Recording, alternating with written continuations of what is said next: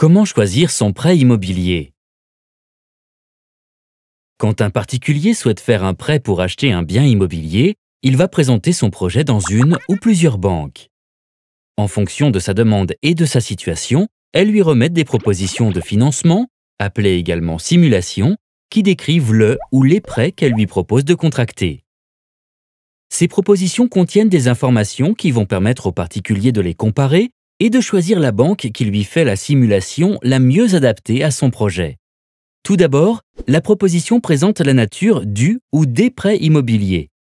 En effet, un prêt immobilier classique peut être complété avec un ou plusieurs types de prêts aidés auxquels on a accès sous certaines conditions, comme le prêt à taux zéro ou le prêt à l'accession sociale.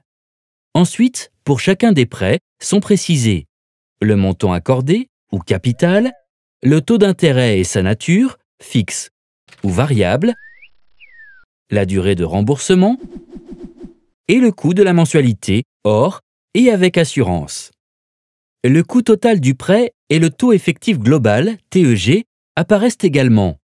Le coût, exprimé en euros, intègre tous les frais que le particulier va payer en plus du capital à rembourser, la somme des intérêts, mais aussi les frais de dossier, de garantie et d'assurance. Le TEG est un pourcentage qui représente le coût total du prêt car il intègre tous les frais à payer. Il permet donc de comparer des propositions aux caractéristiques différentes, montant, durée. Si le taux d'intérêt est fixe, la banque fournit un tableau d'amortissement récapitulant, pour l'ensemble des mensualités, la répartition du remboursement entre intérêt et capital.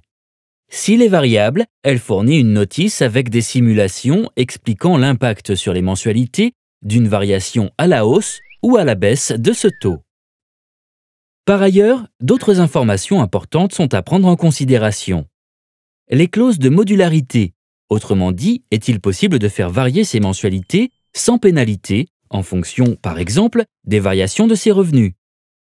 Et les clauses de remboursement anticipé, autrement dit, est-il possible de rembourser entièrement ou en partie son prêt en avance sans pénalité?